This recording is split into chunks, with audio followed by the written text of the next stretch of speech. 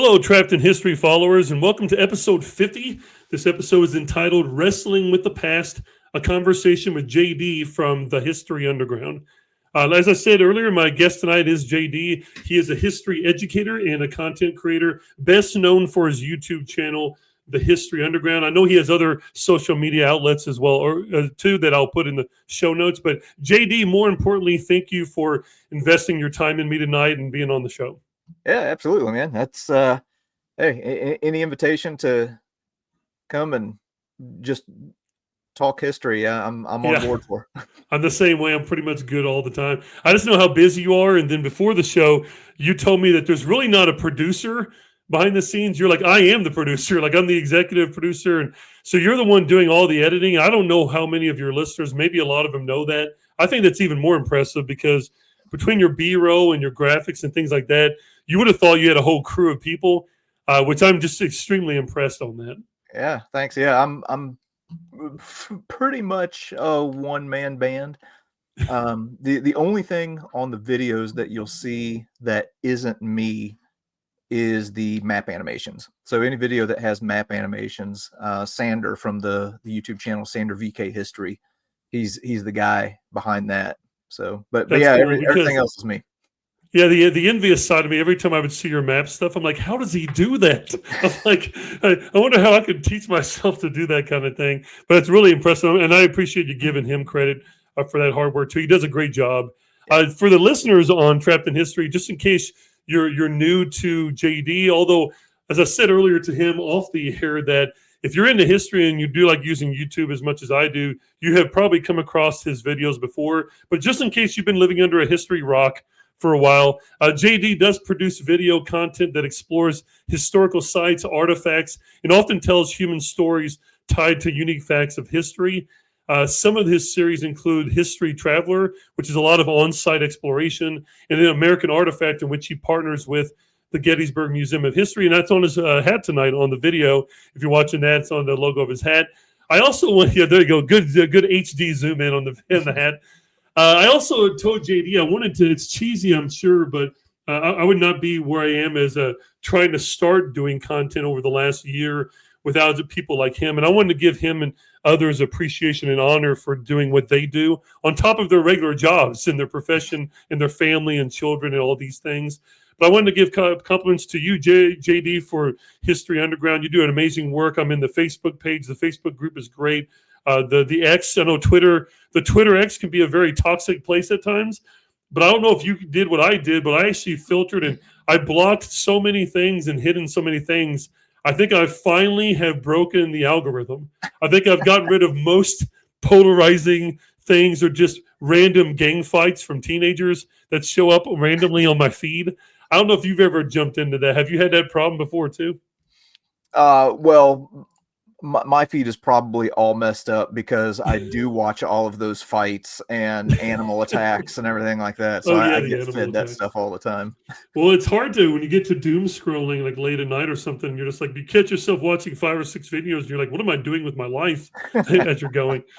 So in doing it, continue with my tribute here. I also want to pay homage to Dr. Jared Frederick from Real History on YouTube. He was also a guest of mine on episode 16 of Trapped in History. If you want to go back to that, I was very honored to have him on and talk about the background, the growth of his channel, and who he works with, and his connection with the Gettysburg Museum of History as well. I also want to pay respect to Chris Mowry from Vlogging Through History and Charlie Watts from History with Waffles on Twitter X and on his podcast, Civil War Stories with Waffles. These are other individuals that someday I hope, like you, JD, to be lucky enough to have them on the podcast and hopefully not scaring them off after the first time and maybe being able to have them back in the future. But I just want to tell the listeners that I strongly believe people like JD and others previously mentioned into this, they provide a lot of content with humility. And I told JD before the show, his last live stream that he did, I think on Twitter or on YouTube or something like that, where you're taking Q&As live, you're always very transparent about, I don't claim to be like this perfect expert on things. I have flaws as well too. So just to, have that humility, I think is extremely honorable. And I'm trying to do the same thing on my podcast as well. But I want to say that, beyond the classroom, I feel like members like you, JD, and others, you're able to give people unique ways to be influenced by things in history and traveling. In a lot of these videos, making it feel less like you're lecturing us. Although you and I both know we both can appreciate a good lecture. Right? There are very good lecturers out there, and there's values to that. But I know, as we'll talk tonight, there is a dichotomy in a tug of war between entertainment and knowledge and information and the truth. And that's why I hope to get a lot of advice for you on covering, especially serious topics. I know recently you covered one of my favorite books. That I also bought his son's book just about a month ago. I think you know which one I'm talking about. Yeah. I still don't want to mention it yet, but that's one of my favorite World War II books to ever read. I always recommend that to my students. But lastly, before we start, JD, is the individuals like you, I feel like, as appropriate or it is to not mention that you guys are the kind of guys that listeners feel like they could sit down and have a beer with or a coffee with, because the way you present your content, it just feels like we're just walking with you and you're just giving us the tour. And we're not just like in the experience alone, but we have someone to share that love of history with. So I appreciate that. Oh, thank you. I appreciate that. Sorry to butter you up real good. Now I'm going to hit you hard with some really damning questions here, as you see earlier. So my first one is always just to kind of get to know you. For those listeners, or especially like students of mine or former students of mine that have not come across your content, could you tell us a little bit about yourself, from like where you're from, your family, any kind of education or personal background? Yeah, sure. So I grew up kind of on the upper fringe of the Ozarks in the Midwest. Dad was a Baptist preacher growing up, and my mom worked in the school system, and we also grew up really close to my grandparents. So my grandpa had a cattle farm, so I spent a lot of my time, honestly, in my younger days, basically helping him, just operating the farm, working cattle, and things like that. Graduated high school, went to college for a few years, and got a degree. This would probably, I don't know, maybe it'd surprise people, maybe it wouldn't. I have no educational background in history whatsoever. So I didn't go to college to be a history teacher or historian or anything like that. My degree is actually in biology. So Wow. yeah, I started off career wise as a biology teacher. So I taught biology, I taught chemistry, physics. So I was in the science world, and I have always had a love for history, ever since I was a young guy. And what kind of moved me into the history world, as far as my career, is I taught in a small school district, and we had a little bit of a situation where we kind of needed a half a history teacher, and we also needed like half of a science teacher, but we didn't really have in our budget or the need for like a full time of both.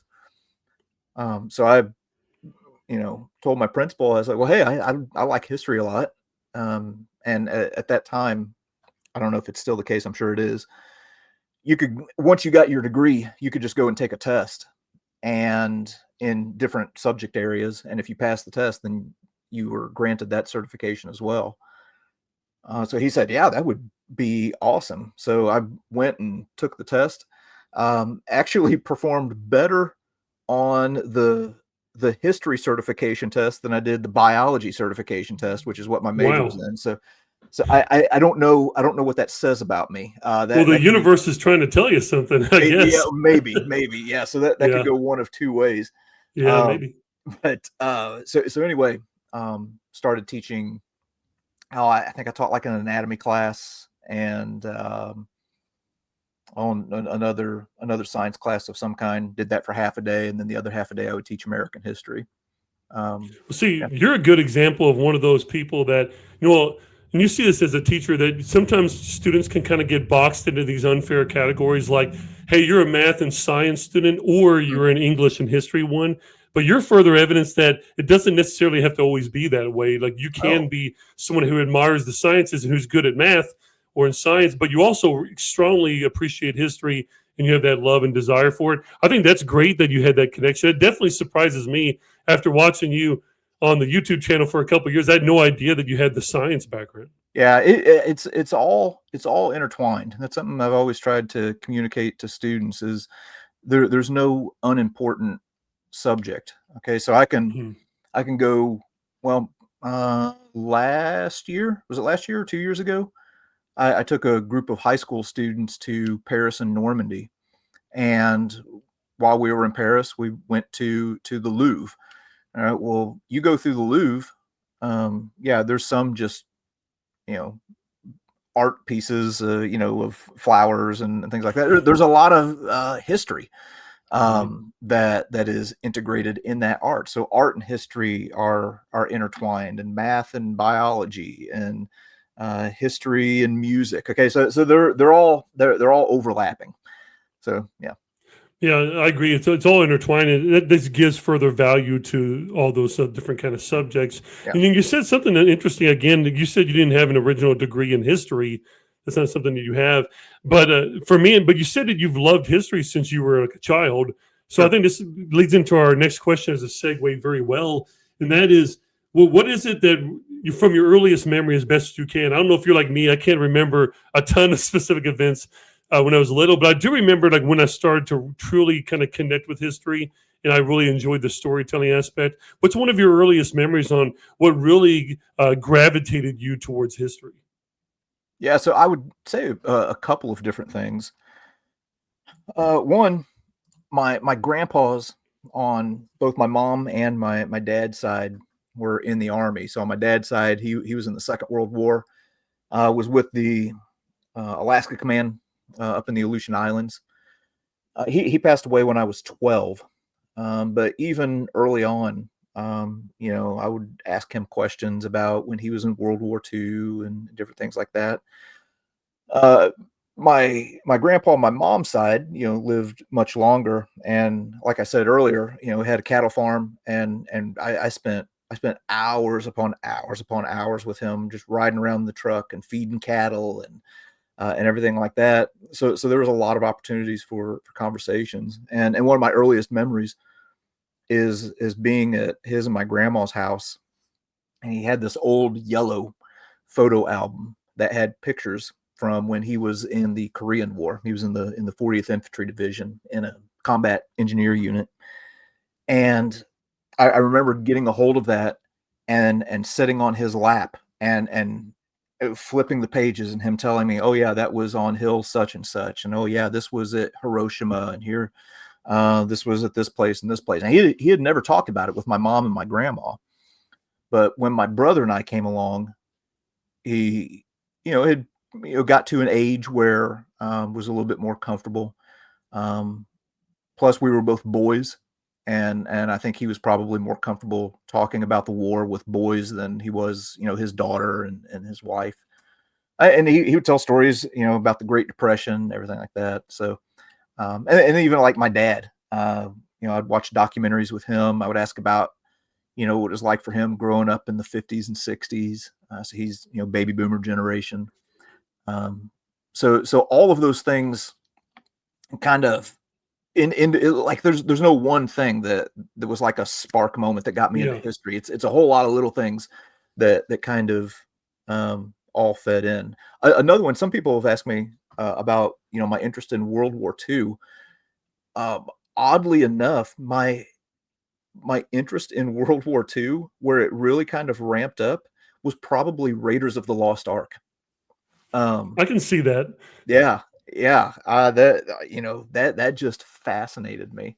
Well, I mean, me and you were kids. I mean, think about how big that movie was whenever we were Oh little. man, yeah, Like everybody loved Indiana Jones, and then I mean, I can definitely see, you can see a movie like that where the whole intention of the movie is not to be the main focal point of World War II, but look at the elements of it about being set during a time period. You just never know what kind of an effect movies can have on you. I think that's something that Jared would agree with you on too. Is that you have movies that may not be always the most historically accurate, but hell, if they spark some kind of interest and they influence someone to go down the rabbit hole of history more in that subject, then I think a movie can have great value. Plus, it's just a great all-time movie anyway. yeah, yeah. It's one of my favorite movies of all time. But yeah, and yeah, like I said, Jared does a really good job of Mhm. breaking those movies down and everything like that. He just passed the 100,000 subscriber mark, Yeah, I by the saw way. that. I didn't Yeah, know if you felt comfortable me bringing that up. I saw him post that yesterday on the Facebook stuff and on Twitter. I was yeah, I was really happy excited for for it, him. and I saw where he gave credit to you as well too, because I think you were trying to influence some of your followers to go over there and help Jared out. So Yeah. that's another thing I strongly respect about you guys. It almost seems like there's a real sense of community. I don't know how to put that in a Oh better yeah. way vocabulary, but it seems like I remember it was like a year ago or less. I remember seeing a picture of a whole bunch of you. I think either you guys were at Gettysburg or somewhere. It was Yeah. at a long dinner table. But I remember Yes. seeing the picture, and I remember half of the faces like, "Holy crap!" I was like, almost everybody that I follow is right there at one table. I told my wife, and she looks at me because she doesn't care about history that much. She looks at me like, "Who cares? It's just like a bunch of white guys at a table together. Like, Bunch of what's the history big?" nerds. Yeah, just a bunch of history nerds. And I was like, "Well, you don't understand. Like, for people like me, this is a big deal." It's weird. I can stand up in front of 150 teenagers every day and talk for nothing. I sit in front of one guy my age, close to my age, that just does a YouTube channel. I get all nervous talking to somebody. So it's like, it's just another guy. But still, I just appreciate it. No, hey, I thought with what you brought up there, I think this kind of segues into our other main topic here about your Mhm. channel. I don't mean to get too personal. So if you were not feel comfortable answering this about your father, I understand completely. Sure. Because like I told you before the show, I lost my father as well.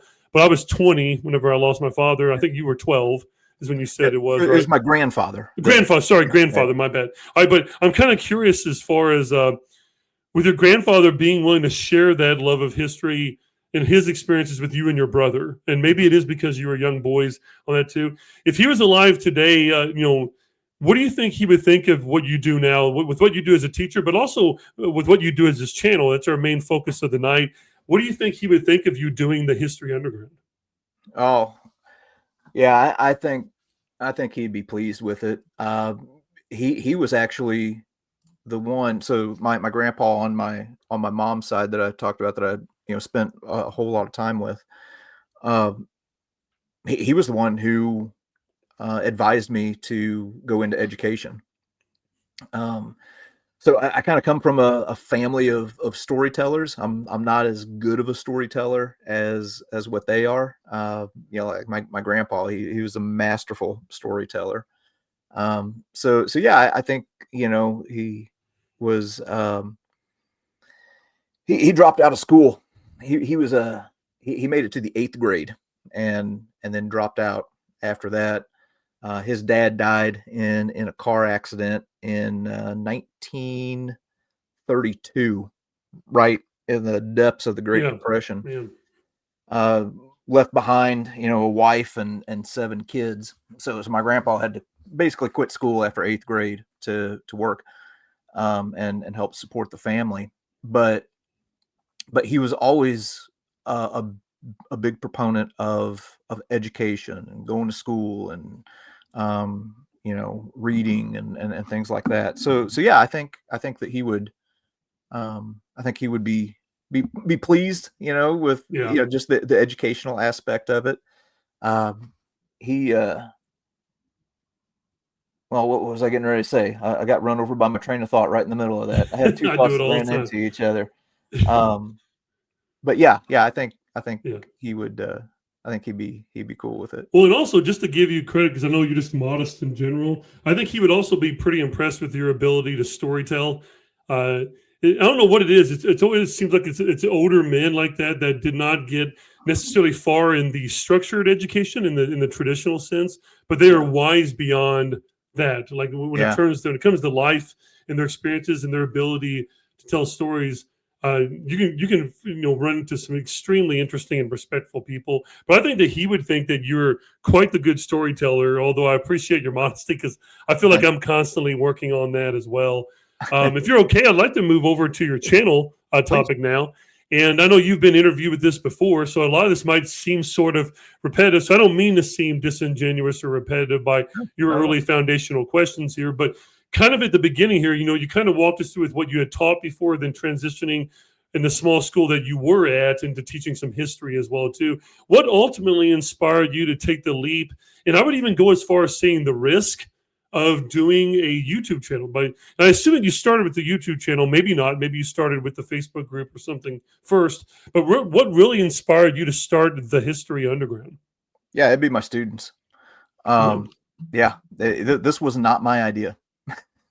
None of this was. So I have, another piece of the puzzle that kind of forms some foundation for what I do now.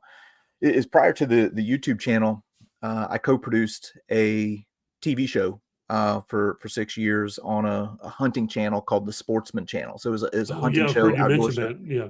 Yeah. So I had a background in video editing and production, stuff like that. Partnered with a guy named Joe Sir up in Iowa. The TV show was called Hallowed Ground Outdoors, and did fairly well. Like I said, went 6 seasons, and then basically we got so busy with other projects that basically came out of that. The TV show kind of phased out.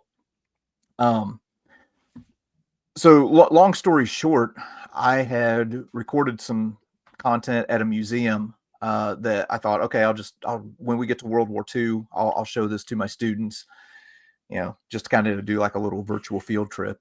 And one of the videos was of the Enola Gay at the Smithsonian Air and Space Museum. The other one was Boxcar at the National Air Force Museum in Dayton, Ohio.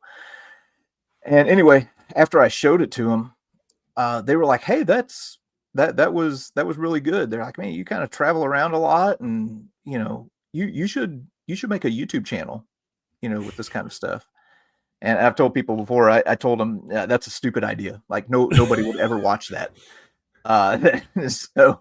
So they kept pushing me on it, and at this point, I knew nothing about YouTube. Like I didn't really watch YouTube. I'd seen a few things on it, but it just wasn't really in my orbit at Mhm. all. So anyway, I thought, okay, well, yeah, I'll go ahead and maybe film some of these on-site history videos, and if some the main purpose was to serve other teachers where they could use it as kind of a virtual field trip. The idea was to do 10 to 15-minute videos because the teacher, just to kind of break up the lesson or stuff like that, they'll typically show like a little video or something like that. So I didn't want to do stuff that was exceptionally long.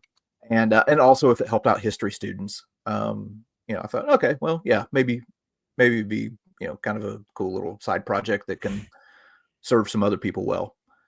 So anyway, yeah, in May of 2019, uploaded my first video to YouTube. Yeah, didn't know jack about YouTube or anything like that, so I was just uploading videos. Yeah, and then like not to go too far off a script here too, is this kind of goes into the next planned question really well about the challenges of that. So you said May of 2019, so you're just under a year before the COVID pandemic really hits, and then Yep. we have that lockdown of everything. Now this is obviously is not at all trying to imply that you were glad that COVID happened. I'm not trying to say that, but I will say that given when you started your channel and everything, with the lockdown and people having to stay in there for a couple of months, at least like pretty hardcore, did you notice a little bit more of I don't know, I guess first off, did you have more of an incentive to produce YouTube content since I don't know if you were like me, I was not even allowed in my classroom. I had to be teaching Yeah. remotely. So I don't know if you increased your content more. Did you see more of a following increase more during that 2020 and 2021 gap because there was probably more of a rise of people having to stay home more? Yeah. So there was a combination of things. So um in 2019, oh gosh, maybe it was like August or something like that. I posted a video from Arlington National Cemetery. And for whatever reason, like I wish that I was smart enough to predict like people's viewing patterns and what's going to connect and what's not. For some reason, that Arlington video like really Mhm. connected. So a lot of people found that video, and that created like a spike in the channel. So I've told people before that having a YouTube channel is like surfing. And I say this as somebody who's never surfed and hates the water. But it's It a lot still like, works. The analogy yeah, still works. the analogy still works. Where you're kind of out there and you're paddling and you're kind of doing your thing and you're staying in motion, and then all of a sudden there's a big wave that comes and you hit that wave and you're going to ride that for a little while, and then it's back to just kind of paddling for a little while, and then you wait for another wave. Okay, so that first wave was that Arlington video, and I can't remember if there were any other videos in between that time, but it was like steady growth. And then of course all of the craziness with 2020 happened. And then I think it was May of that year, I think, I got an email from YouTube that said, "Congratulations, you've been named as one of YouTube's, as a YouTube creator on the rise." Oh, that's And cool to get that email. yeah, well, Yeah. I found out it was cool. When I looked at it, I was like, "Oh, well, that was nice of him." And then I went on about my day. So because I Yeah, had yeah, no sure. idea. Because like, why? I mean, at the time, I forgot. You're like, well, what's the big deal? I'm just still doing this sort of side gig on the YouTube Yeah, thing. dude, I'm telling you, I had no idea. I had no idea. I was just making videos. Yeah. So I Um, suppose you didn't foresee yourself monetizing at all in that early phase whatsoever. No, I Yeah. had no Wow. idea about any of Yeah. that stuff. None of that. Yeah, but the It makes Creator on the sense. Rise thing, turns out that was a big deal, because it put me on their trending page, and that was a Interesting. massive wave. So Mhm. that was a huge spike. So like within a few days, I was like, "Oh, okay, maybe this Creator on the Rise thing is actually a little bit Yeah. more than I thought I it can't was." quit this now. Yeah, I got to get both feet in now that this yeah, thing is going. yeah. Yeah, So that's cool. and then since then there have been, every once in a while, there'll just be a video that hits, Mhm. and Well, and while you were going there, I was just kind of looking. I just wanted to see how much your Arlington videos had, and of course, they have tons of views on them. They have at least 500,000, if not over a million, on most of your other ones. But you had shared this the other day on your social media. This goes along with what you were saying. Your Hitler's Eagle Nest video. Of course, I'm a huge Band of yeah, Brothers fan. I sure, think I can. I think I can almost cite the entire dialogue by now. I think I've seen the series like 12 times or yeah, something. Me and another student here, but your Eagles Nest video has 7 million views. So yeah. I have to ask, and this is another unplanned question, but the first time you ever had a video hit a million, like, was that, or was it maybe even before that? Was it more of a 100,000? Was it more 500,000? What was probably one of the more shocking moments that you had whenever you first saw those kind of numbers? Yeah, so there is a video that I did at a place called Hunter Dawson Estate. It's down in New Madrid, Missouri, and it's this old antebellum home, and um, you know, I, Hmm. I'll just be completely honest. I had run out of content. I see it right here. I looked it up while you were just saying that. Yeah, Yeah. yeah, I had run out of content, and I thought, okay, where's a place within 4 hours of me that I can drive, 4 or 5 hours of me, Hmm. where I can go on a weekend, shoot some videos, and get something for the next week. Because I've maintained a pretty regimented upload schedule since day one. Um, and I was at the point I was like, I have no video content left. I don't know what I'm going to do next week. So this was all just a last minute thing. Contacted the people there. They were great. They said, "Yeah, come on down." Went, shot that video and put it up and thought, okay, it's a house. Yeah. Yeah. It's not Hitler's Eagle's Nest. It's Yeah. not Yeah. It doesn't compare to, Gettysburg. yeah. It was cool. It's a very historic home. Beautiful place, a lot of history. I haven't been to a single place on the channel that I haven't loved. And then all for whatever reason, that video just went bonkers. And that I was can the see first, it. yeah, that was the first Good grief. video that hit a million for me. And I Well, to that was this the day, first one. Wow. I still can't explain it. Um, That's fascinating because it wasn't one that in your head you built up to be like this. I'm sure the Hitler's Eagle Nest, you were thinking about that way before you even recorded it. You were thinking about how you're going to do it. We're going to do that, and then this one it just happens so organically. It just goes to show you, like you said earlier, you can never really predict fully what the intended audience is going to, how they're going to react. I mean, in this case, you have no idea who the intended audience for sure is, other than Civil War appreciators and things like that. The Eagle's Nest video, I can say confidently, is the only video out of the 900 and something videos that I have on my channel. That is the only video that, as I was shooting the content, thought this is going to be good. Like this one's going to take off. And then it actually did. Most of the videos, I'll think that, and then the video flops. Or it's the reverse. It's like the Hunter Dawson video where I just go and shoot it, and you know, I put my full effort into every video, but you know, I'm like, okay, well, you know, it's decent, it's good. Maybe some people like it, and then it blows up. So I'm usually wrong in my predictions about my own content. That the Eagle's Nest video is the only one that I predicted right. Well, it was very good.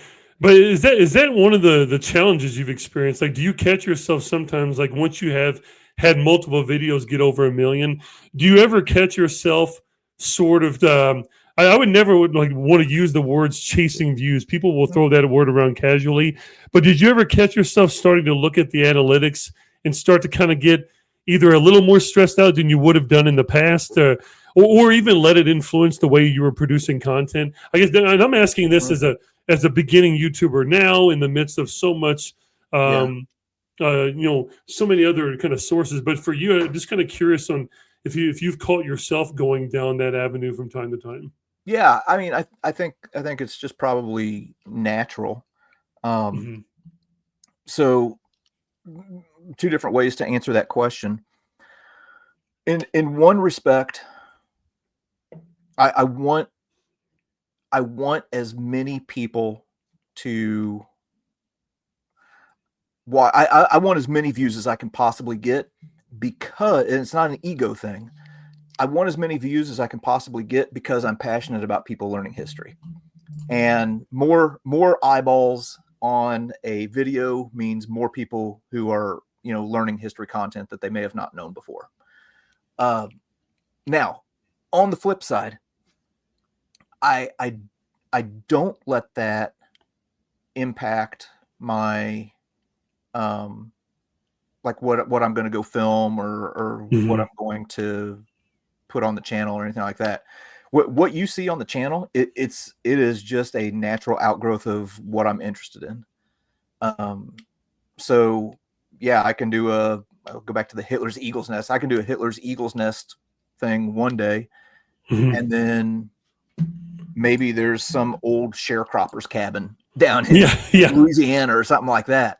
And that fascinates me too, and so I want to go check that out. Well, that's another thing, is that like look at just your last 2 videos, or maybe even your last 3. So you had Martin Luther King, the Iron Brigade. Now, as someone that grew up in Indiana and I've loved studying Gettysburg, as soon as I saw you post the Iron Brigade, I was like, yeah! I started, of course, watching that. I did a paper in college on the Iron Brigade, so I loved seeing that. And then you jump right to, seemingly randomly, Elvis Presley. So it's like, but this also what I like is that I noticed that if I've kind of looked for, like if I were to sit down as like a statistical person and look for trends, sometimes, I mean, you do have a definitely a World War II like appreciation for sure on your channel, but I'd also like the sort of, I mean, I hate to use the word random because it makes it look like you're just kind of, makes it sound like you're just kind of randomly picking things, but you're not. All your videos have great quality, and that's something I wanted to give you a compliment on, is trying to keep a consistent way of producing and publishing videos for years now, of doing this since 2019. It can be really challenging. I mean, you have now 469 episodes, it says on that Elvis one, as far as the number goes.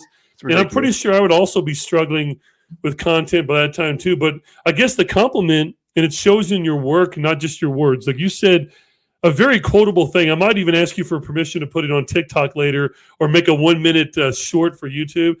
Is the real reason why you want so many views is that you want more people to be exposed to history, because you know that's what's important about it. But at the same time, you admit that there's other influences too. But what I like is your professionalism in your videos, the way you narrate, the way you edit them. None of it seems rushed, though. None of it seems shortchanged. So I think you treat your viewers not. And I know you probably have the same problem as a lot of YouTubers, where you have a lot of viewers but not as many subscribers. You know, a lot of YouTubers do that thing where they show the Yeah. bar graph and they're like, "Come on, just hit the subscribe button." I know. But still. But and I'm sure that would frustrate anybody on that. But I just appreciate that your quality has not declined; it's only gotten better as you've gone through, which makes logical sense. And knowing your video editing background, it also makes more sense now because I remember you mentioning the hunting background, the channel, the production you used to do on that.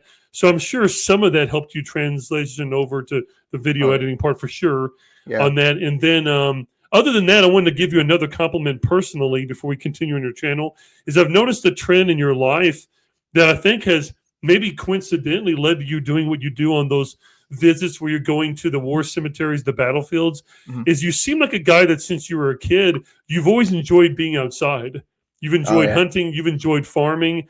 Do you think to an extent, did that influence you to film these kind of vlog style videos where you're like we're walking with you on this battlefield at Antietam or at Gettysburg or something like that? Do you think it maybe to an extent there was an effect there? I've actually never thought about that before, but I mean, now that you mention it, yeah, I would say that that's definitely an influential thing. Because I've always been, you know, an outdoorsman of sorts. You know, again, going back to like earliest memories, one of my earliest memories is getting all camoed up when I was 5 years old and going out with my grandpa turkey hunting. So yeah, and we also, man, now that I think about it, yeah, there's a lot of stuff. So my grandpa, when we would go out turkey hunting, you know, it gets up about midday. Turkeys aren't really gobbling as well, you know, in certain times of the day. So we'd be going from one place to another. And he would take me to these old cemeteries, like way out in the woods, you know, places that were all grown up, and it's places that he knew from when he was a young man. He would take me and show me those things. So yeah, I think, yeah, it's probably something that all kind of. Now that you mention it, I think one of my earliest memories, I didn't mention that earlier because I told you watching Gettysburg, the TV movie when I was a kid, was really got me hooked early on. And then going to Gettysburg at 11, it just connected with me. I had a tour guide at Gettysburg. He was such a phenomenal storyteller, connected with me. But I digress. I do want to mention that I do remember being a little kid and walking around our local cemetery up on a hill, looking at the older part, but being extremely fascinated with the oldest tombstones, the oldest section, the parts that were grown up and not as taken care of. And there's something that fascinated me, not just about the names and the dates on there, but I would wonder in my head, what was it like to be this person in 1800 and whatever it might be on that? It's just, so yeah, maybe to an extent, there was a little bit of a universe kind of set you on a course of destiny there, JD. Yeah. I don't know for sure if it got there, but I think that's really cool. I do want to ask you some more about your channel before we get into some philosophy. I'm not sure how comfortable with philosophy you are, but I think that you're pretty good with that. Just don't expect an intelligent answer, but I'll do my that's best. Okay. Like, I'm never going to be like, hey, which philosopher did this or what's the this theory, but it's more of just kind of getting your thoughts on history in general. Sure. And I'm already getting a lot of those ideas as we're going. About your online audience, and I know this encompasses not just your YouTube channel, but everything you've done, and especially whenever you're doing the live streams. I'm not sure how often you do those, where you do a Q&A, we just kind of answer what everybody post on there. And the last one I was in, man, there were some really interesting things that people were sharing with you about their own family, about their own experiences with World War II. It's really cool that you can gain that from people. Yeah. But I also think you can do something that I have not been able to get comfortable doing yet, and that is filming myself in public doing history. So, you know, there's an Instagram. I know you have an Instagram that you should look up called Influencers in the Wild. Have you ever heard of that? So it makes fun of like these influencers that are just filming themselves and you're seeing the third person view. So I'm always worried that I'm going to be that guy. I'll be the guy that somebody's recording while I'm holding my phone up to myself talking. So I got to ask for you, I assume that over the years you've gotten to be very comfortable with that. Do you have any funny stories or any kind of awkward moments where you were trying to film that way and you maybe had like a public interaction there or kind of a weird moment, you trip and fall down or something? For me, I'm always worried, am I looking like a moron while I'm doing this? But you always make it look very natural. So first off, let me correct you on a point that you were just woefully wrong on, and I am not I'm comfortable with totally. it Oh, at you're all. not. That's a Oh no. surprise. So you do a good job of hiding it. Thanks. It just horrifies me to this day. There's nothing that I hate more than being in a place where especially where there are people, um, and getting that camera out and then pointing it at myself, and I do it. It's with a purpose. Right. Um, it's so that on the videos there's a human connection. So that's kind of Mhm. just an outgrowth of what I personally prefer. There are some channels, history-based channels that I watch that are the faceless channels, and it's just a guy going around showing. Yeah, And sure. and my personal preference, somebody else's preference is different. That's cool. My personal preference is I don't like that as much because I don't feel that connection with that individual. Um, so yeah, I have to just suck it up and make myself do it, knowing that I just look like a fool when I'm doing it.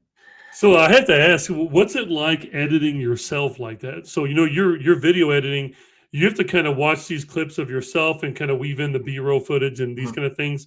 Have you just gotten used to editing, hearing your own voice, seeing your own face, which obviously I think, along with your other followers, is great. But I know that me and you are always our worst enemy. Like Yeah. we're the most self-deprecating. What was it very difficult for you at first? Is it still difficult for you sometimes, the video edit? That part, not as much. Mhm. I get frustrated myself, when I go back through footage and I've said or done something stupid. So that part, annoys me where, I'll say, 1862 when I meant to say Mhm. 1863. That Iron Brigade video that you mentioned. Um, Now I have been to Gettysburg a lot. So much so that I for a while was considering just getting my mail forwarded to Gettysburg. I'm there so much. Getting a timeshare there. Okay, and I don't know as much as Tim Smith or Gary Edelman, a bunch of guys like that, but I know a decent amount just from having been there. And in the video, I talk about um, Reynolds and the First Corps, coming up there to Herbst Woods, and that the first ones in are Coster's brigade, when it was Cutler's brigade. Now, the average person is not going to know Mhm. that. It's not going to have a huge bearing. And it slipped by me in the editing, or else I would put like a little note down at the bottom. But then somebody in the comments said, "Hey, by the way, it was Cutler's brigade, not Coster." And I was like, "Oh, dang it! I can't believe I Yeah. said that." So that's the stuff that really bothers me. Yeah, and the internet never misses anything, man. You can have one small little thing in the background, and you'll have 100 people commenting on it, and in some ways it's good. I mean, it makes you Yeah, vet your own work, and it keeps your quality really high. yeah, And and again, all. that's not something I would have known. Like I didn't catch that at all when I watched the episode. I Mhm. was just sitting there like, oh yeah, I remember when Reynolds was there on the first day, and I remember Buford, and I was just kind of picturing in my head that I didn't even think about his name, but I understand what you mean. Yeah, so I When mean, you two do that. names that are very close together, and it's just my brain didn't communicate with my mouth Yeah, sure. properly in that moment. And I actually do appreciate it when people respectfully in the comments say, "Hey, by the Sure. way, at the 523 mark, you said Coster, and it was actually Cutler," or they'll make Yeah. corrections like that, and then that allows, because I want to be correct, obviously, in everything that I say. So then Mhm. I'll go and in the pinned comment, and then in the description, I'll note the error. Mhm. But yeah. Well, hey, as you've gained more popularity, was that you seem like another YouTuber that likes to read your comments. Obviously, you respect the comments. Can that be a very daunting experience? Because the more views that you've gained over time, you're also getting a much larger amount of comments. So, how do you go by approaching something like that? So here's the one thing that is just an ironclad oath that I have with myself, is that I will never let a stranger on the internet ruin my day, ever. It's good advice. There is nobody that I will allow to have that kind of power over me. So yeah, the vast majority of the comments and the even constructive criticism, it comes from a good place, and the people are great. I have some of the greatest followers in the world. Man, I also have a unique talent for attracting some of the You nastiest do. people on the internet, and Yeah. I don't know how I do it. I'm part of this friend group of other history creators on YouTube, and they, every once in a while they'll have a negative comment, but they're like, dude, I don't know how you manage to get the most toxic people on the internet landing on your page. It's crazy. So I don't know, I've got a little bit of a sarcastic, snarky, Yeah. sense of humor. And I laugh at myself just as much as other people laugh at me. So Yeah. I take that stuff and I just have fun with it. I will say it seems to be almost a prerequisite for history teachers, is that to an extent we're all sarcastic, at least in one way or another. Because I Yeah. think if you're going to teach high school students, you got to have a little bit of a wit and ability to laugh at yourself and those kind Oh of things. man. And that's something I'll compliment you on as well too. Is that you seem like that always has been somebody in the last 2 years I've watched you, that you will laugh at yourself, and you're admit your mistakes and things like that. I think that 100%. that makes it even more of a relatable person. It's like you said, you respect the YouTubers that do the narrating without showing themselves. Some people like me have a face for radio, not for a face for video, but at the same time, like your style creates sort of a kind of a bond. And again, it adds to that element of like, well, kind of just feels like I'm hanging out with this guy and Yeah. I'm just kind of going on there too. Because, some people do not have the ability or maybe finances to travel to a lot of these places. And you're somebody that likes to travel. So in a way, like vicariously through your shoes and through your eyes, they get to see that. So I think that's cool. Yeah. Well, thanks. I appreciate that. And I'm not very good at critiquing myself. To be honest, there's only a handful of videos that I've ever made that I've been just completely satisfied with. But so a lot of the feedback that I have got from people, especially when I meet them in person, is what you just said. It just feels like you're just Mhm. hanging out with a regular guy. Mhm. And I've actually had several people say this when they've, when we've been able to meet in person. Sure. Um, like one of the pieces of feedback, they're like, "Wow, you're just the same in person as you are on your YouTube channel." I was like, "Well, yeah, I'm not playing a character. It's Yeah. I would be a terrible actor, so I can't be Yeah. anything but me, on the channel. But I do appreciate, Yeah. that people, um, feel comfortable, you Mhm. know, It's good to watching that get that. stuff. That's where that genuine nature kind of comes from. It doesn't seem like you're trying to be anybody else but yourself on Yeah. your videos, and it seems more relatable. Now, on that topic earlier about like filming yourself and kind of the embarrassing nature that we have to go through of Mhm. doing that, have you had any instances where people recognize you right away when you're somewhere? Because I'm assuming that you're getting more recognized at certain places you go to, especially well-known places that you might go to. And well, I guess what is that like? And then have you ever had anybody just on accident? This is not being mean to those people, but have you Yeah. ever been interrupted while you were recording? And then you'd be like, "Hey, hi, but I'm actually like filming myself right now." Like, how do you handle? I guess people like trying to recognize and go, "Hey, you're JD. You're from History Underground," while you're also trying to do your content. It's got to be Yeah. a funny No, dichotomy to be in. yeah, so it's a little bit surreal. Yeah, I'm Um, sure. but I've never had, an instance where, I've felt bothered or anything Hmm. like that. I always appreciate that people take time out of their day to watch any of the content on the channel.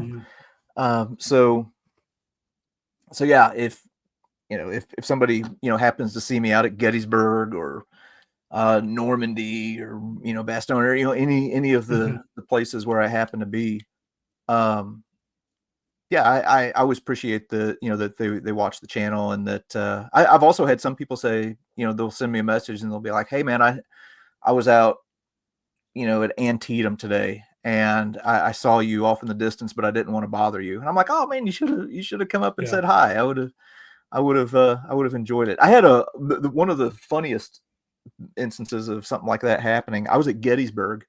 This has been maybe 3 or 4 years ago. Mm-hmm. And I was in the National Cemetery there. I had the place to myself, and there wasn't anybody around. Ideal situation for me. That means that I can film and nobody's watching me. Yeah, I imagine. I Yeah. don't feel as stupid, So anyway, I'm filming myself and doing the whole thing, and I stop the recording, and behind me I hear somebody say, "I thought that was you," and I turn around and look, and here's some guy that I didn't know, and he said, "I was just over the crest of the hill, and heard you, and I thought I'd recognize that voice anywhere." So, Yeah. so he came over and he's like, "Yeah, and sure enough, it was you." So I don't know. I guess I've got a voice that Yeah. is recognizable or You something. should feel pretty good then. Now, have you ever had any? This is hard to ask you on the fly, so it's okay if you can't on the top of your head. Have you had any sentimental kind of moments with somebody that has run into you before, maybe like a kid or another adult or something like that? Because I imagine that there, from time to time, you could probably get. I mean, there's probably some like very laughable, kind of funny instances that are all like really good interactions. Mhm. But I didn't know if there's anything that ever has kind of still stuck in your mind from the years that this moment really meant a lot to me. Yeah. Yeah, there've been several. Anytime that somebody watches it and expresses, that they enjoy it, that means a lot. One that I can think of just off the top of my head. Um, I won't say their names, but there was a woman in Gettysburg a few years ago whose son has Down syndrome and is a huge fan of the channel. Hmm. Excuse me, huge fan of the channel. And and she said, I cannot tell you how much I appreciate your channel for my son. And she said, you have a way of explaining things in a way that everybody understands. Um, and I appreciated that. That's really So cool yeah. to hear that. Well, I've hey, also had I've had thank you. Europeans tell me that they really like the channel. They said because Yeah, that's cool. I have to say because you've been overseas a lot more and stuff too than a lot of vloggers have been. So you oh hear a lot of feedback from Europeans too. Then yeah, that's quite a good. bit. But the ones who, of course, are not native English speakers, so that they like watching my channel because I talk slow, and and they can understand me. It's easy That's to good. listen to me speak English, I Yeah, guess. they would hate me then. I go way too quick. I blame being born in the North on going too fast. But that's Yeah. really cool too to go into that. I think in order to kind of wrap up the topics about your channel, I had saw something recently on a sports thing where an athlete was making fun of another athlete because they asked about who has anybody that they compete with right now influenced them or inspired them, and they admitted that they would never say that someone that they currently compete with they look up to or admire. Mhm. But now in your situation, like I guess in ours, I'm trying to be more like you guys as much as I can. Is I don't look at like you and Jared and Chris and all of you guys as competing with each other. Mhm. You're part of a shared space on that. But I still think it's important that I would be surprised if when you were first starting out, I'm sure that there were people either when you first started or as you've been going, maybe even still right now. Are there any individuals in this space that you have met that have really influenced you in what you're doing now and what you have been doing? Mm. So when I started out, as far as people who are just going to historic sites and pointing the camera at themselves and then showing where they were and things like that, if there were any others that were doing that, I'm unaware of them. Hmm. Um, and then as as the channel has grown, there have been a lot of other people who have, you know, expressed to me, they're like, "Hey, I watched your channel, really like it, and was kind of inspired to start my own channel," or Hmm. something like that.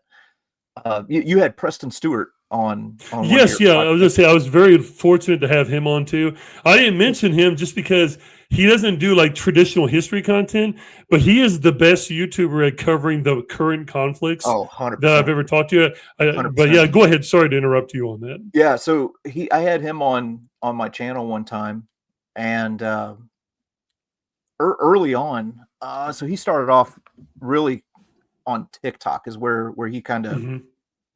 really got his start, as far as I know. And somebody had sent me a message, and they're like, "Hey, this guy on TikTok just mentioned you in one of his videos, and he's got so many followers or whatever." So that's how I discovered Preston Stewart.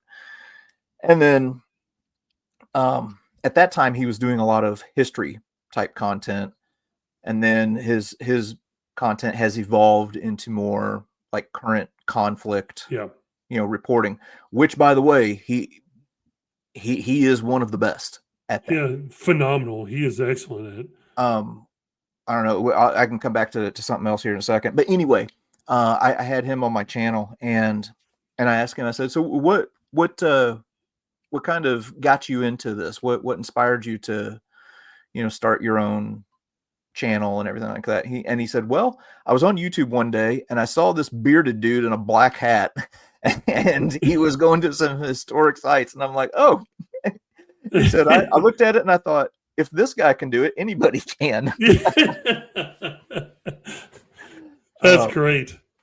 Yeah. but yeah, his channel has evolved into something Oh completely yeah. different, Yes. and has really, I mean, everything he does has blown up, and that's because he does it so incredibly well. Hmm. As a matter of fact, when 3 years ago now, when the Russian offensive ramped up Hmm. in Ukraine, um, I went over there to help out in whatever way I could. His reporting on what was happening was the best that there was. Like what I was actually seeing with my own eyes was lining up perfectly. You'd watch stuff on the news and everything like that; it'd be completely messed up, and Hmm. it was like you know living in two different worlds. But Preston's Yeah. was spot on. Well, see, I was trying to tell my students that, I'm going to attempt something as a history teacher. It's difficult. I'm going to try to teach you all the last unit of the school year, current conflicts that have not ended. It's hard to Yeah, teach about wars and teach them in a fair way. And it's a question I asked Preston when I had him on last year: is what advice would he give me for teaching the Russo-Ukrainian war now, the Israeli-Gaza conflict, and now potentially a Venezuelan-American conflict, as Trump's statement yesterday or today on that seems like that's ramping up more, at least in yeah, the drug cartel kind of space. But I think what really respects me about him as a history teacher that does a lot of source analysis, he hmm. is so good at his sourcing. Oh, Like he's he will go out and find, and if you ever look at his description of his videos, he shares all these sources too. Like if you want to go yeah, vet them yourself, read the articles, he admits where they might be biased or flawed. I think it also came at a great time because, as you know, and justifiably so, the legacy media has gotten a lot of criticism over the last decade or so, yep, and for sometimes good measure because it can very much sensationalize things. And when I told my students I'm going to try to find sources that I could trust, and I've actually been using him a lot to keep my students updated on the current conflicts because he's yeah, one of the few people that I trust to try to bring it in as much of an unbiased way as possible yeah, on dude. this kind I of stuff. saw it. I saw it myself with my own eyes when I was over there.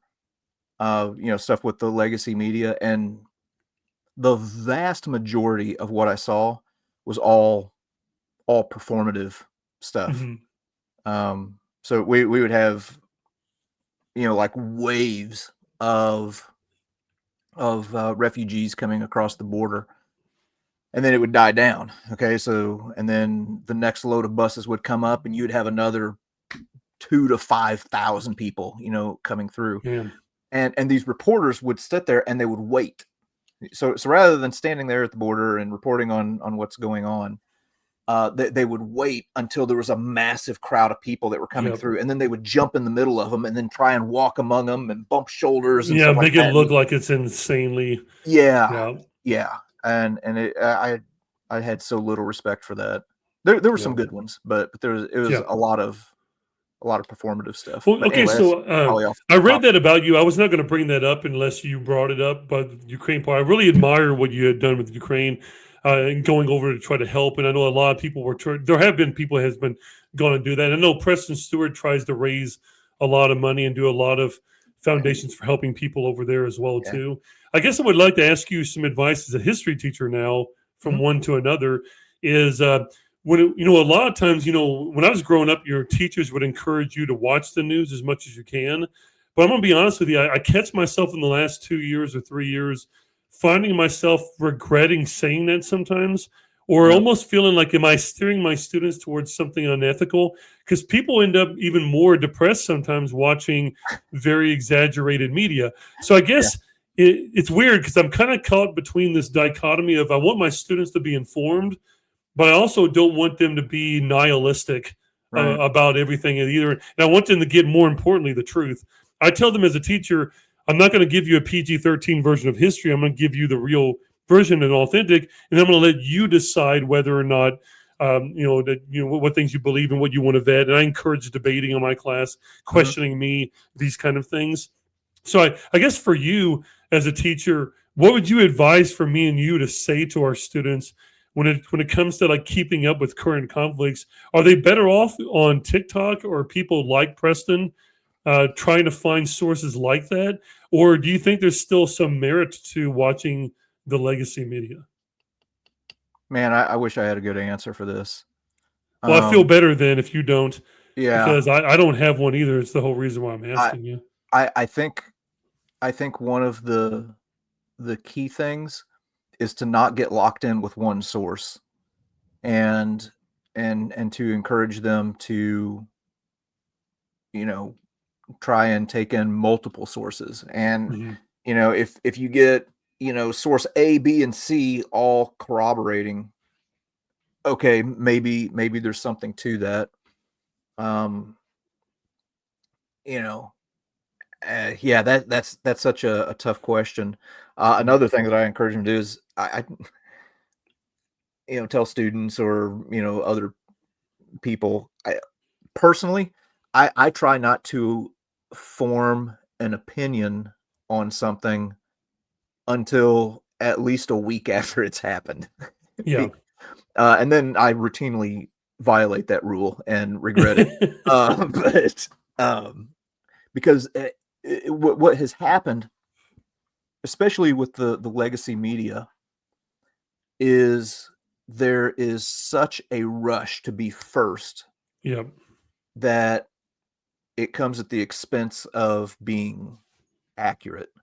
I think that started back in the early days of the 24-hour news cycle, and Mhm. then you had other 24-hour news cycles that cropped up, and they start competing against one another, and then you got to be the very first one to break the story, and sometimes that comes at the expense Mhm. of being right.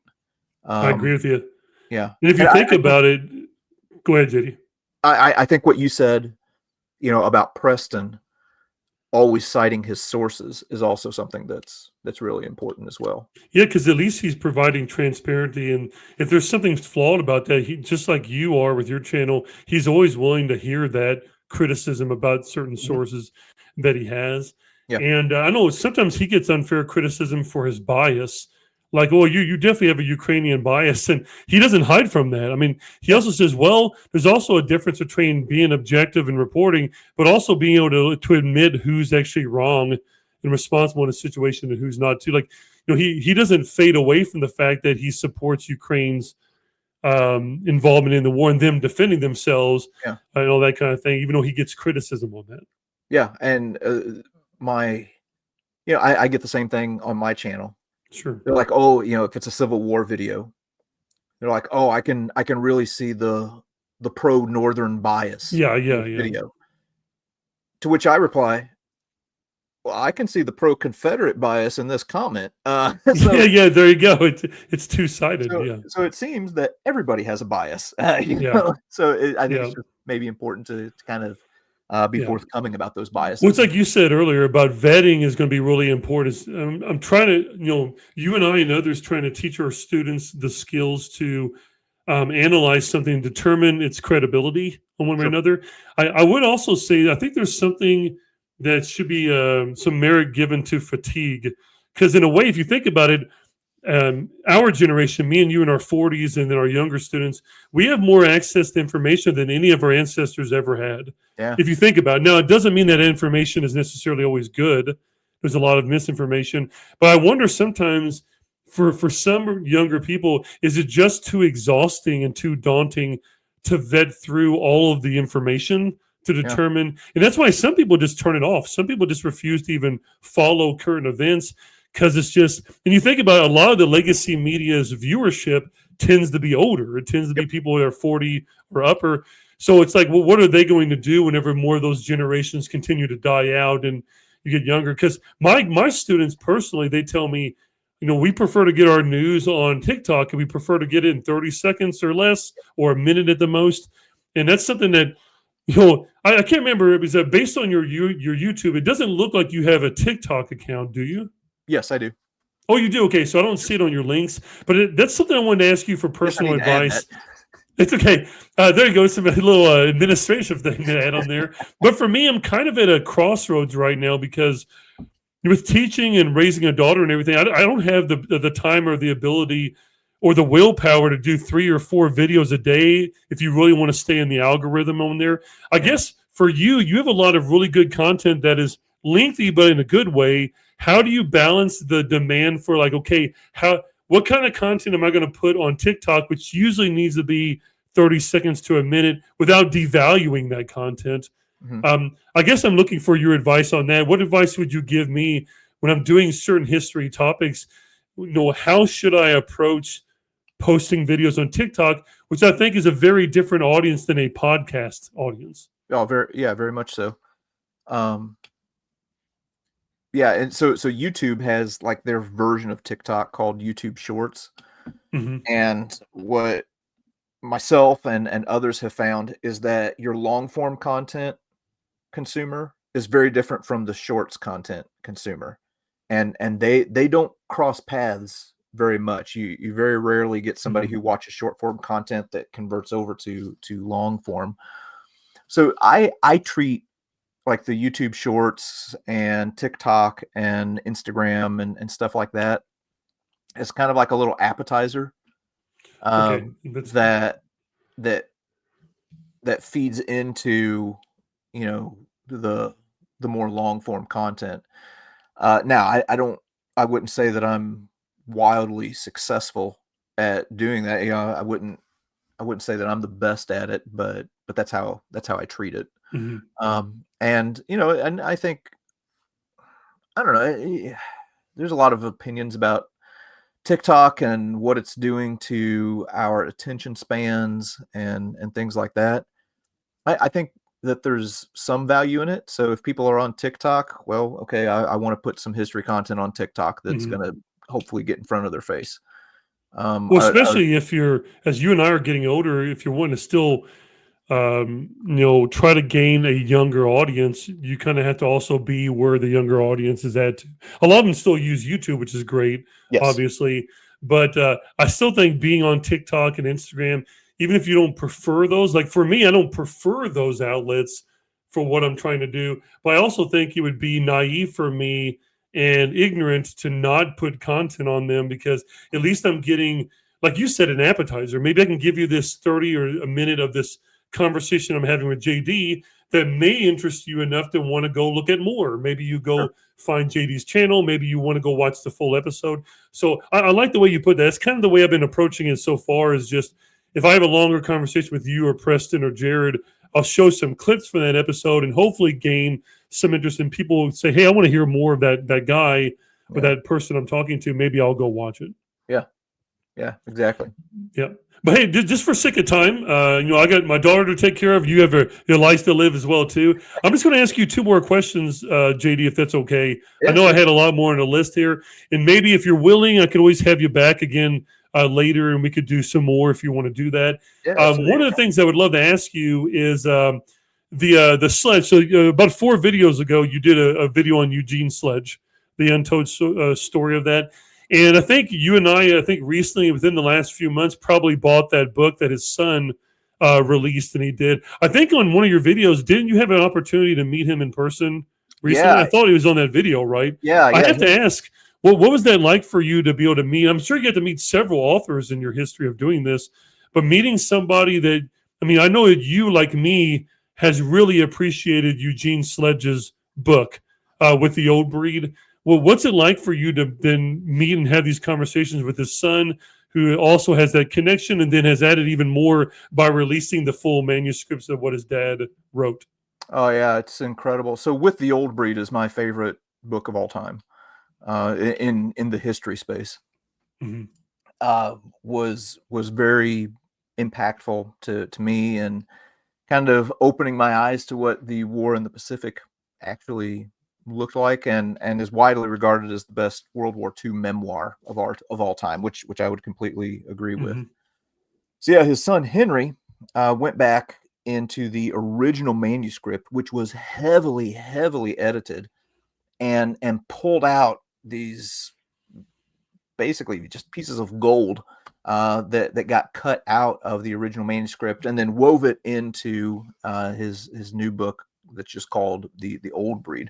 Mhm. So the opportunity to go down there and I basically spent an entire day with him, um, you know, talking about him and talking about his dad, and then like going through all of his dad's stuff. So I can't imagine what that's like yeah, to so I'm be able to sitting do there and that I'm, in I'm person. like holding, these Japanese photos that he took off of Mhm. a dead Japanese soldier in Okinawa, and holding, these pieces of insignia. Oh, here's a sword that he, Yeah. got. Also, I thought you got to hold the Bible, right? Didn't you get to hold the Bible? That I guess the rumor was that he wrote his notes on the margins of that. But I think you said in your video that he or his son said he would use it more like a folder, like he would Yeah, keep a lot of his writing in it. yeah, Still, though, that's and that incredible. that was something that was something new that I learned, because Mhm. I always thought that he had his Bible and he wrote his notes in So the did I. margin, Yep. and that was not the case. Mhm. So yeah, he in the little 60 millimeter mortar tubes, they would have a range card in there, and he would write his notes on that range card. And like you said, basically treated his Bible as a folder where Mhm. he would keep those notes. Those notes have disappeared into history. Who So he knows where? doesn't know Yeah. what his dad did with them, but he doesn't have those original notes anymore. I don't know, maybe his dad threw him away after he wrote the manuscript, didn't think that he needed them anymore. But yeah, so that kind of had a dual meaning to me. There's the historical aspect of it that was pretty meaningful, and then also, I'm a person of faith, having knowing that he carried that Bible with him, and had it on his person through some of the worst moments in his life, and Mhm. had that as a source of comfort, was, kind of a neat thing to Yeah, reflect on. and he's so candid in his writing. Like when I read it for the first time 2 years ago, I Mhm. was just so blown away at like Eugene Sledge's honesty in that in those writings.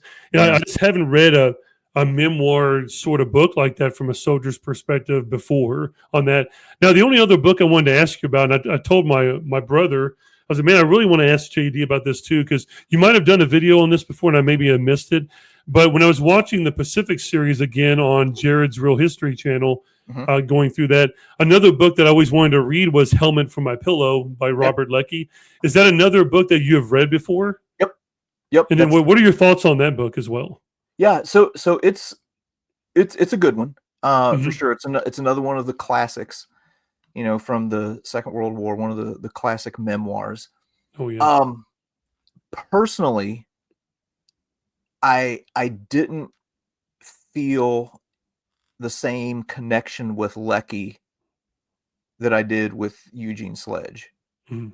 I think if I would have, been a young man in the Second World War, in the Pacific theater, I would find myself hanging out with a Eugene Sledge more than I would a Robert Leckie. That's a good way to put it. And maybe that's the reason why I also felt more connected.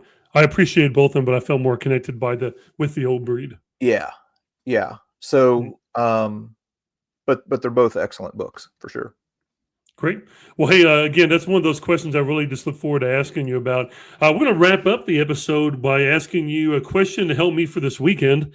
I told my listeners that this weekend I had my first roundtable discussion with two other podcasters, and it's a question that I have been asking.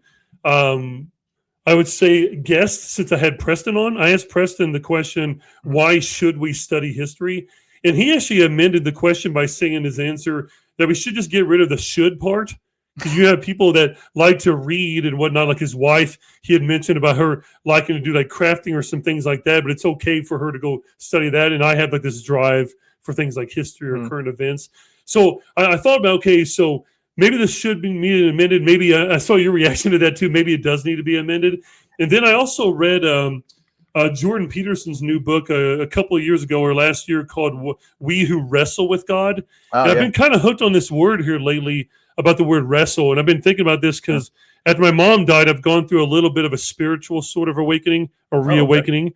And I find myself, like, for example, when I'm really looking through the Bible and reading it for the first time at these Bible studies for other male teachers in a group we're in, I try to really wrestle with Jonah. Like, Jonah was the first one I've ever read. I found things I really admired about the story and things that just drove me crazy as a history teacher. Like the third chapter just drove me nuts on that kind of stuff. And I was just like questioning, but I got to tell one of my friends is that if I'm going to truly be a believer, and I don't want to turn this into a religious episode, and I'm not trying to say you are or not. I want to respect you on that kind of thing. I'm just sharing my journey with you. I feel for me to truly understand a historical document, whether it's an interview or it's just a literal document of any kind, primary or secondary, or if it's the Bible, I need to wrestle with it. Like if you looked at my notes, it looks like a serial killer wrote all over the book. Like it looks like I'm putting things down that are important, but I'm also sarcastic, and I often ask questions to the text. Like I'm writing questions off to the side. I'll share those with my friends that teach history with me or that are going through the Bible with me. So for me, I want to ask you one more question tonight. The title I'm going to make the episode this weekend is going to be, why should we wrestle with history? Because I do feel like we should study history, although I completely respect Preston's opinion on why we should amend the word should and not make it towards something we ought to do. But I'm kind of curious for you, if you were doing this discussion with me and Bob and Mike this weekend on that episode, what would be your answer to this question on why should we wrestle with history? Or should we even do it? Maybe it's a note for you. No. I completely agree with it. Okay. I think the value in studying history and wrestling with history, I like that term. When we study history, if we are doing it properly, what we are actually doing is studying human nature. And the more we learn about human nature, the more we learn about ourselves. So for example, I don't want to turn this into a political discussion or anything like that. So I'm not trying to take it that way. Sure. But I can look at both of the political extremes right now, and I can see what they're saying, and it feels like a movie that I've already seen before. Because I'm just kind of does, and I feel like I might have an answer to it because I saw how the last movie ended, and this one's looking pretty similar. And they're like, hey, if you guys would do this, and if you guys would do this, it might avoid the thing that both of you are dreading. But instead, it's all I can do is sit here and watch two trains heading towards each other on the same track. Yeah. So I think that when we're properly studying history, we're learning more about human nature. We are learning more about ourselves, and it puts us in a place where we can be better informed about what's happening now. And an improper studying of history, or a shallow studying of history, also leads to people abusing it. So they'll grab a hold of things and use that as a club to hit the other side. Mm-hmm. So an example that is a low hanging piece of fruit is Hitler. Man, if on the political extremes, both people love to take the Hitler mustache and pin it on their opponent. Oh yeah. And most of Yeah, the you're right. time, both of them are completely wrong. And Mm-hmm. what their characterization is completely off. That's it's for the right and the left, Yeah. right? So anyway, I don't know if that answers your Well, question. no, it makes complete sense. We've also seen that. I think you would agree with me to an extent. I just had a conversation with some students a week or two ago that I feel like the word fascism has been thrown around way too loosely on by both sides. So I 100%. think any sort of a little bit of more of a controlling kind of a movement, or a Machiavellian sort of like kind of looking way, people immediately jump to fascism, Yep. or like Orwellian sort of references. And maybe there's a nugget of that truth on there too. But I do feel like some people have casualized fascism, and sometimes I wonder, do people know what fascism actually is Yeah. before they start throwing out that this person is a fascist, that person is? Because I feel like the radical ends of both sides feel like the other side is the fascist Yeah. on The that too. So definition for of me, the definition of a fascist is someone who disagrees with me. That's yeah, what it has exactly. become. It's like what? Yeah. So it's so yeah, that's so good. Hey, your answer is great, and I really admire and respect the part about you're not just doing this for society to be better, because we've often heard that growing up that we study history to be a better citizen, right? Yeah. For our community to be better informed and involved. But I like what you kind of did, a selfish answer in a good way, not a negative selfish one. But you said also for ourselves, it's for our own betterment, for Yeah. us to have a better abstract way of thinking. For me, I'm scared of things like echo chambers, groupthink, these things that people could easily get sucked into. It's like you said earlier about the sources, is don't get caught only with one source all of the Yeah. time. So you become the person that only watches Fox News or only watches MSNBC, and you can become very polarized in one central kind of view there. I just believe that a lot of history and current topics are more nuanced and complex than people are either willing to admit or willing to have the energy to actually explore. Because Yeah. I think it's just easier for us to complain, and it's easier for us to have the simplest reason for why someone is good or bad, right? It's better. It makes you feel good, right? I think there's a video. Man, I wish I could. I need to email it to you later. There's a great video of um, of a British comedian from Monty Python. I can't remember if you've seen this before, where he breaks down why is it so good to be an extremist. Do you know which one I'm talking about? Yeah, Yeah. I've seen Okay, that. so I'm going to look at it. He does like this Saturday Night Live sort of commercial on join our extremist group on whatever side you're in, and it's a pixelated older video from like the 80s or 90s, but it's so good. And I want to say Jared has referenced it before on Real History. If I can find it, I'm going to email it to you Yeah, tonight, I'd like to see because you that. got to see it. I might even play it at the very end of our episode, just for the listeners that want to hang on after that theme song on there. But it's really, really good. I would love to know your thoughts privately after you listen to that, because it's Yeah. something I've shown my students in like a joking way as well. Oh But no, I'd anyway, like to see that. JD, I love your answer. I think if you're okay with it, I would love to reference your answer on the podcast this weekend. Would you be okay if I Absolutely. like kind of transcribed that and just kind of showed it to my guests and say, hey, kind of here's what he said from a few days ago. Yeah. Where do you all stand on this? Like, where's some continuity? Where's some contrast in the way you think? Are you okay with that? Yeah, absolutely. Yeah, and kind of Awesome. kind of bouncing off of what you said about, the personalized nature of why we study history. Mhm. You look at history. You mentioned the Bible earlier. Yeah, You look, through the reading of the Bible. It's one continuous story of human suffering. it is. Yeah. And or there's a lot of it. Okay, but in the midst of that, there's triumph over that suffering. So, a few weeks ago, I was in the Netherlands with a 101-year-old World War II veteran by the name of Lester Schrank. Wow. He was a ball turret gunner in a B-17, was shot down over Denmark, and was held as a prisoner of the Germans and went through the absolute most horrific experiences that you can possibly imagine. Physical abuse, had dysentery. I mean, just lived in absolute filth.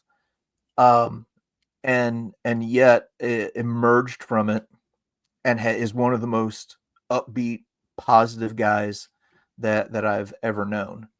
So I and you can look at countless stories in the Bible and then throughout history of stuff like that. And you're like, okay, I'm having a bad day. I saw where you were going with this. Yeah. Is it as bad as less? Yeah. Am I wearing soiled clothes and I have a German, beating me with a stick? No.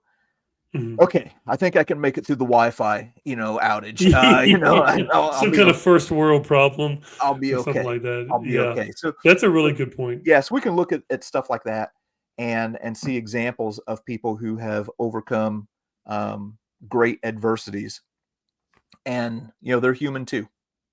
Yep. So we can see that as an example and apply it to our own lives. I completely agree. Well, JD, thank you for your time Yeah, and man. joining me on the podcast. And you're my first guest in almost a year, so I try to just get my confidence back again and go. Hopefully, it might be something you're interested in joining, coming back again in the future, and Yeah, absolutely, man. maybe we'll tackle something in philosophy or history or something like that. Hey, man, But I saw that list that you sent me. There's a lot we didn't cover, so there's no, plenty as I say, for yeah, a there's a future lot on episode. there, and for me, we didn't really get into a lot of the personal philosophy. I wanted to at least get the wrestling of history, but all Yeah, those questions on there I wrote, I thought, man, JD is definitely one of those guys that I'd love to ask these questions to. And to be honest with you, those questions that we still have left to answer, I would even love to ask them to the other guys I mentioned earlier in the podcast. It would just be so cool to sit with you all someday and be able to ask you these online or in person, just to kind of yeah, see what continuity exists there between us and where are some contrasting and going on. It's just really interesting to hear your opinion on this. And just to get perspective from you, you've been able to see a lot with your travels. I just admire the fact that you travel so much on top of teaching. And I just have to ask, when you retire from teaching eventually, is this going to keep going? Do you feel like there is no like into the horizon for the history underground? as long as there's a place where I can serve in some way. Mhm. If people are still finding value in the content and learning from it, then yeah, I'm happy to continue doing it. If the Lord has something else for me in the future, I'm content doing that as well. So I'm good with anything. But yeah, hope to Yeah. continue doing this and maybe building out some resources in the future Mhm. for educators and passing on some things that I've learned and making their lives easier, hopefully. Absolutely. And then again, I'm one of many of your followers that will continue to support you fully as you're going through the rest of your career on there. So I thank you again, JD, for your Yeah. time. For the listeners on Trapped in History, thank you for supporting me in my first 50 episodes. So JD was my 50th episode here. Hope you enjoyed the conversation as much as I did. It was great. And as usual, keep questioning the past in order to understand the present and be contagious.